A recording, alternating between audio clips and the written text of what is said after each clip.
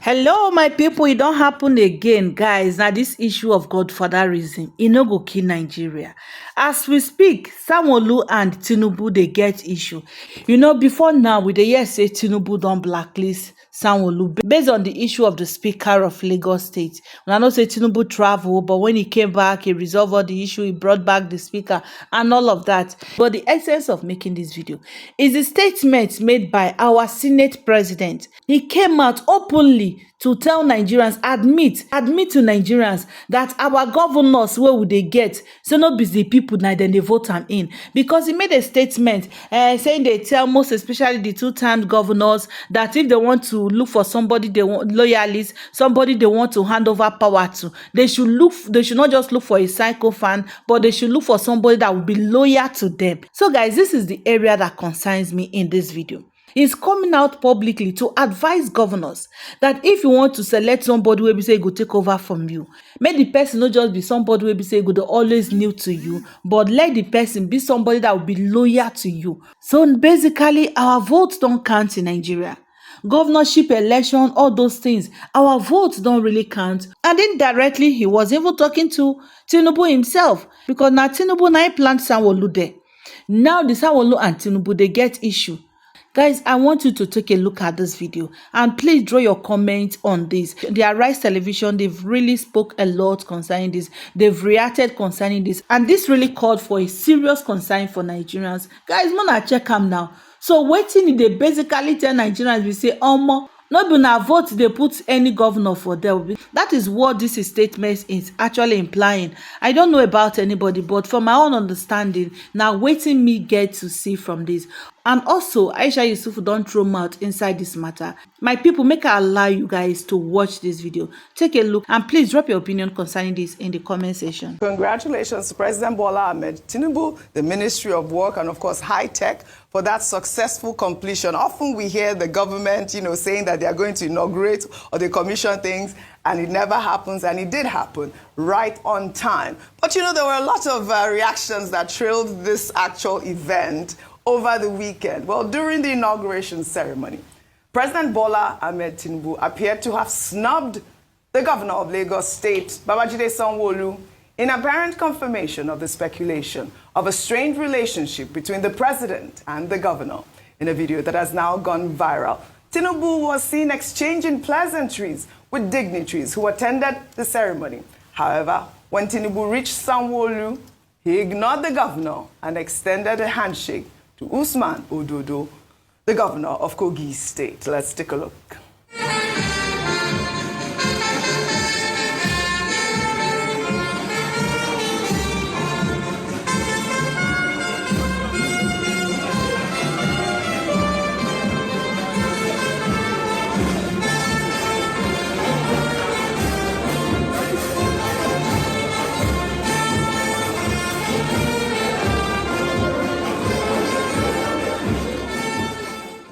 All right, we saw that video. I've been by. There's been that story. No, because you're smiling, but that there's been that speculation, regarding the whole rancor between Sanwo-olw and Tinubu, and that, even Dapo Abiodun had to speak for the governor of Lagos. There's been that speculation since Mudashiru Obasa was, removed and reinstated, obviously. But before we discuss, let's take this story to tie it all together. Meanwhile, Senate President Godswill Akpabio, during the inauguration ceremony, advised second-term governors to be deliberate in choosing their successors, warning against handing power to unprepared loyalists. He noted that such actions often lead to betrayal. Akpabio also hailed the president as a visionary leader for the successful completion of the 30-kilometer highway, asserting that it is a testament to the fact that things are getting better. Let's take a look. And you, Mr. President, we have a president who has both sight and vision. And this, for me, is something I must advise our governors, particularly those of them who are on their second terms. Do not give power to anybody who is not looking for power. Don't give power to anybody who is not prepared. Don't go hiding in your heart that this boy is very subservient is always kneeling down when he's talking to me. The wife is always rolling on the floor. I think I should make this one the governor. If you do that, you are giving power to somebody who is not prepared for governance, and they will disappoint you. That is where betrayals normally start. I'm just trying to advise. For the progressive governors, I believe that all of you are doing well because you are being led by a man who has both sight and vision. This is like 90 kilometers already done within 1 year. I have no doubt that very soon I'll drive through Akwa Ibom down to Lagos to, singing song and saying things are getting better for Nigeria. Things are getting better. For Asiwaju is on the throne. Things are getting better. Things are getting better. Things are getting better. Mr. President, things are getting better. Hey, the things are getting better for Nigeria. For Nigeria is on the way. Progressive government, things are getting better. Asiwaju, congratulations. I thank you all. Asiwaju, congratulations. Things are getting better. Things are getting better. That's a very Asiwaju, President. But of course, this video, obviously, there are so many dimensions in what he said, especially the fact that, he's really confirming that it is the governors that give power to other governors, with his statement there. And the fact that he's saying things are getting better, yes, obviously, we see the 30-kilometer road, Definitely. but will Nigerians agree with him? Adefemi Akinsonya.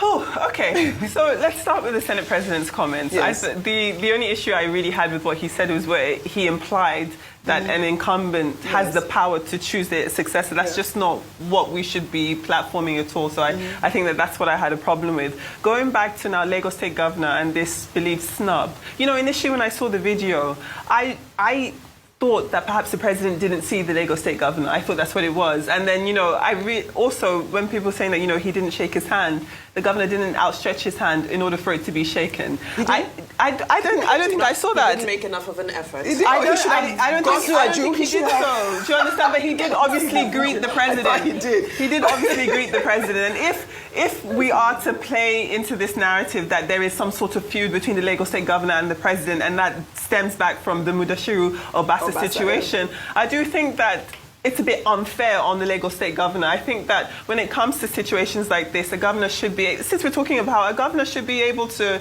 exercise his rights and powers as an actual governor. And I understand that godfatherism is a thing. I understand that when we're looking at Sanwo-Olw's actual political legacy at the helm of Lagos, he wouldn't have been able to do so were it not for the support of the now president. But I do think that in many instances, the Lagos State Governor has been treated unfairly. Yeah, absolutely. Dr. Abati, your thoughts on both? Let me start with the Sanwo-olw story, which people have been discussing all over the weekend. Now, Professor David Aworawo, on This Day Live yesterday, had a concept. He said, look, the governor may have shaken hands with the president at the airport. Right. They may have met at other occasions. We all know that President Tinubu is the godfather of Lagos politics, and Governor Sanwo-olw is his person. He may just have said, look, I've already greeted you so many times today. Let me attend to people who are coming to Lagos. However, the part of it that some people are uncomfortable with is that when it was time to speak, that road is in Lagos. In Lagos, so he's the host governor. They said, the reporters that were there, they said the president decided to call Governor Dapo Abiodun to be the one to speak in Sanwo-Olw's territory. But I assume that, it's a family affair. They will resolve it. It's a father and son kind of thing. I think the matter will be resolved. As for, one other thing, I saw a story in this morning, a group called NEFGAT. They said, why are we commissioning 30 kilometers out of 750 kilometers of the Lagos-Calabar Coastal Highway? They said 30 kilometers doesn't amount to much. Why don't we wait till we have the whole 750 kilometers before the Ministry of Work says we should be commissioning. That's another side to the story. And that's the one I think should concern Nigerians. Why 30? Why not 100? Yes. Why not 500? All right. However, on Senator Godswill Akpabio saying no governor should impose a sycophant, people will be kneeling down, people who are not prepared for power. No. In fact, our position is that no governor should impose anybody. It's impossible. Anybody who wants to be governor should be chosen by the people of Nigeria. Agreed. People of Nigeria. This is called democracy. Yes. It's about free choice. It's about the power of the people. Yes. It's not about an outgoing governor saying this is the person I want to succeed me. That's part of the problem. This anointment, entitlement, Godfather syndrome in Nigerian politics. Well said, Dr. Abati. I did see a statement from Sanwo-olw over the weekend praising, President Tinubu, saying that he's making meaningful progress and that he supports his administration. Well, all right, we'll follow up on this. You know that rumor where they say that Governor Babajide Sanwo-olw is in the black books of Tinubu? It actually looks as if it's really true. And of course, looking at the other time that Babajide Sanwo-olw decided that it was Peter Obi that he was going to go after, attack Peter Obi over a statement that he had made. And you know, some of this thing conversation out there was that he was trying to find his way into the good books of Tinubu. And so, of course, the one thing is that for anybody who is trying to find favor with Tinubu's illegitimate administration or be taken seriously or one thing or the other, the thing that they seem to do most is just to go out attacking Peter Obi, and then from there it elevates them. It's almost something that you can put on your CV to say that, oh, I did attack him, and you saw all of that going on. But in recent event where Tinubu deliberately ignored Governor Sanwo-olw and actually refused to even shake him, or while he was shaking every other person, but when he got to Sanwo-olw, he deliberately, ignored him. Really shows that there's actually a whole lot of truth in this whole thing that is going on. One of the things that have gone on, we've seen reports where it was said that apparently Sanwo-olw had supported, according to what they said, that he supported Atiku in the last election that happened. How true that is, well, I don't know. But then the one that I know it could have also led to this whole thing was the whole saga that went on with the Speaker of the Lagos State House of Assembly, the removal of Obasa. That is one of the things that I also know from recent time that had caused a little bit of friction between them, in the sense that Tinubu feels, Tinubu as usual is the alpha and omega. He feels he's the alpha and omega, and he has to do everything, and whatever it is that you're doing, it has to be within what he has allowed, to happen. One of the things that I've said about Tinubu, which from looking at everything, if you look at the kind of person that is seeing his antecedent, is that he wants to he doesn't like people who are self-made. He doesn't have people who have capacity to do things for themselves. What he wants are very loyal slaves whom he will pick them, people that usually ordinarily will be nothing without his influence, are not supposed to be anywhere. He will handpick you and put you somewhere. And what he wants for you is 100% loyalty. You have no right to think for yourself. You have no right to act for yourself. You have no right to do anything for yourself.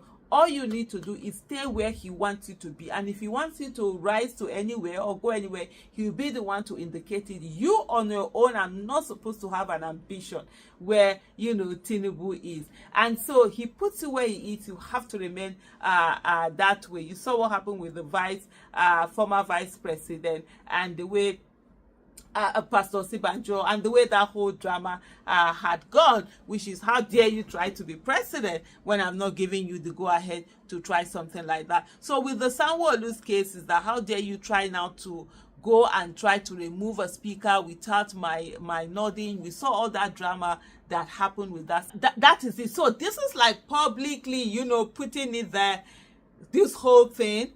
And so from that, the last one that happened with the Obasa, for those who didn't follow the whole case, Obasa was removed as speaker. There were some allegations against him of corruption and all of that. You know, corruption is a normal thing to all of them. They do. It's just that when you fall out, they'll bring out your corruption case and stuff like that. And so when the speaker now removed him, I think almost like, if I'm not mistaken, over almost up to 90% or more than 90% of members, you know, voted in removing him. And then of course he came with his drama. No, he was going to go back. There was even a meeting that was summoned. The governor was summoned, the deputy governor, all members of the state house of assembly, and then there's this APC group that they have. I can't remember the acronym they call them now in Lagos, who that sort of like make decision. And you know, they came to Abuja and had a meeting with Tinubu, and he asked them to reverse that. There was a bit of grumbling, and there were even some members who were saying that, oh no, Tinubu is not Lord, he can't be telling them what to do and what not to do. But they now put Miranda as the speaker. Cut long story short, at the end of the day, they tried to remove her. They didn't remove. The house stood with her. Anyway, long story, Obasa is back there as speaker. The lady resigned, went back to what she was, the deputy speaker before, went there. And it's a whole lot of, you know, that whole happening just tells you that we don't have democracy in this country. What we have is dictatorship. It's more or less like monarchy, where people are being controlled anyhow, people who are in that political space. So we are not going to get anything. None of them can come out of the way and give good governance. One of the things, you see, Tinubu really didn't like Fashola, because Fashola, even though he put Fashola, the Fashola went out of his way to give his people good governance. The second term, Fashola probably would not have won that second term if not for the fact that he had worked so well, and the Lagos people were like, no, this man is coming back, which unfortunately didn't happen that way with Ambode. In the case of Ambode, there were a lot of, he hadn't really worked in a way that motivates the people to be on his side, and it was so much easier to remove him and put Fashola. And I think there was an interview that and put Sanwo-olw. There was an interview that Sanwo-olw did. He was even, all he was working for was to be one of these SSA's advisors, and then he ended up being handpicked to be governor. So that's what, you know, Tinubu do.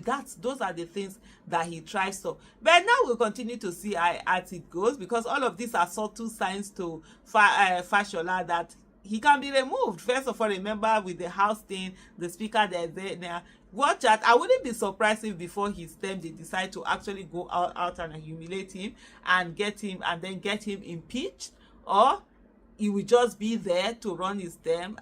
But anyway, the Mr. Tinubu that all of them know is someone that he keeps grudges, and he will take his pound of flesh, whether it is now or later. But hey, we're seeing, but somebody else might even say, oh no, but that video, there's really nothing inside. Maybe he just didn't see him, or they've greeted before, or it's just a slide, or he didn't feel like. So whatever you want to see it to be, that is what you see it to be. Thank you so much for watching. Oh, by the way, do you want to speak for Nigeria? Do you want to just be there? Are you tired of fear? Are you tired of the silence? You can actually join the people's opposition, where citizens are coming together and being that voice and being opposition to government and making demands and holding government accountable. You can be part of it. There's a meeting every Sunday that happens at 5 p.m. Nigerian time, where citizens come together to talk about Nigeria and how to get a nation that works for everyone. Thank you so much, and look forward to you joining www.thepeoplesopposition.org.